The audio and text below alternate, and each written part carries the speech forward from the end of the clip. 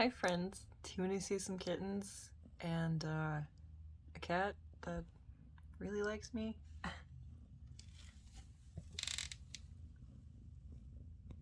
This is Lilo.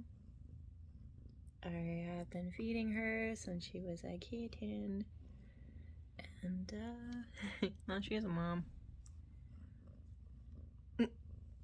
Hello. She used to not let me touch her. Now she's super affectionate.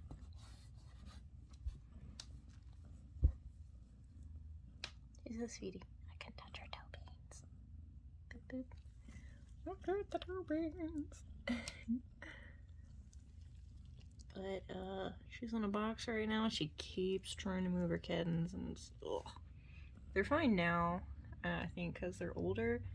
But when they were younger, they weren't getting enough heat, and I don't think she was quite comprehending that they're fragile. They're tiny beans that don't produce heat.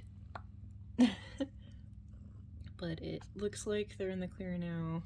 Everyone is happy. Their eyes aren't quite open. She's like, no, don't look. Yeah.